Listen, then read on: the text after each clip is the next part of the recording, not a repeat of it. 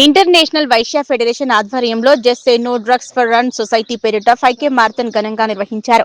మాదక ద్రవ్యాల నిర్మూలనపై ప్రజలు అవగాహన కల్పించే లక్ష్యంతో నిర్వహించిన ఈ కార్యక్రమంలో 1500 నుంచి 2000 మంది రన్నర్స్ ఉత్సాహంగా పాల్గొన్నారు.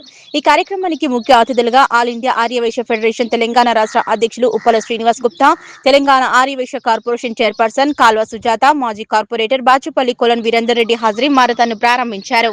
ఈ సందర్భంగా వారు మాట్లాడుతూ డ్రగ్స్ యువత భవిష్యత్తును, కుటుంబాలను, సమాజాన్ని నాశనం చేసే మహమ్మారి అని, యువత మాదక ద్రవ్యాలకు దూరంగా ఉండి ఆరోగ్యకరమైన జీవన శైలిని అలవర్చుకోవాలన్నారు.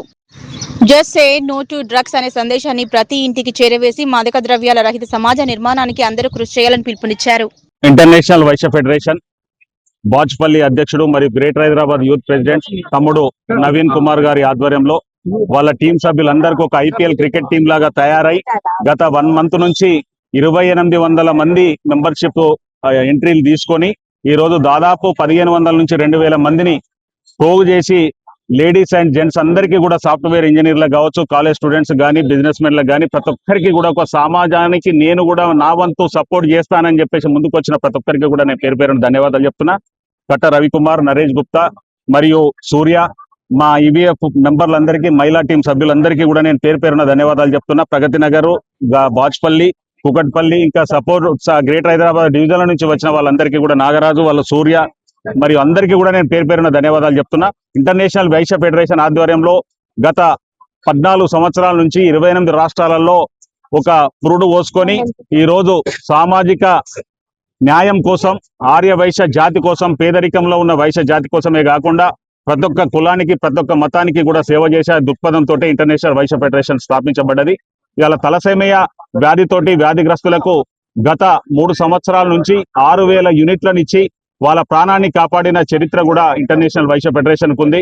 అదే విధంగా మరి ప్రభుత్వ పరంగా తెలంగాణ రాష్ట్రం ఇచ్చే, మన రేవంత్ రెడ్డి గారు ఇచ్చే ప్రభుత్వ పథకాలన్నింటినీ కూడా వాళ్ళందరికీ కూడా పేద ఆర్యవైశ్యులకే కాకుండా పేదరికంలో ఉన్న ప్రతి ఒక్కరికి కూడా అందే విధంగా ఫ్రీ బస్సు కానీ, సన్న బియ్యం కానీ, రేషన్ కార్డులు కానీ, పెన్షన్ కానీ, రైతు బంధు కానీ, రైతు బీమా కానీ ప్రతి ఒక్కరికి కూడా ఇచ్చే విధంగా కూడా ప్రతి ఒక్క జిల్లాలలో 33 జిల్లాలలో ప్రతి ఒక్క జిల్లాకు ఒక యూత్ ప్రెసిడెంట్, మహిళా ప్రెసిడెంట్, మెయిన్ ప్రెసిడెంట్ అందరినీ కూడా పోగు చేసుకొని ఇలా ప్రపంచ వ్యాప్తంగా America, Dubai, Hong Kong, Malaysia, Singapore, Thailand అన్ని దేశాలలో కూడా ఇంటర్నేషనల్ వైశ్య ఫెడరేషన్ ఉన్నది.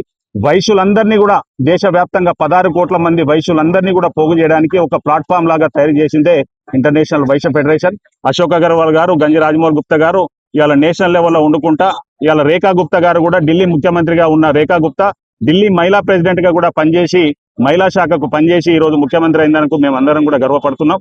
ఇవాళ తెలంగాణ రాష్ట్రంలో రేవంత్ రెడ్డి గారి నాయకత్వంలో ఇవాళ ప్రజాపాలన దిశగా యాంటీ డ్రగ్స్ ను, ఒక డ్రగ్స్ మహమ్మారిని దూరం చేయడానికి ఒక యూత్ పరంగా కానీ, ఉద్యోగస్తులకు కానీ వీళ్ళందరికీ బానిస కాకుండా చేస్తున్న ప్రయత్నమే అమోఘం, అద్భుతం అని చెప్పొచ్చు.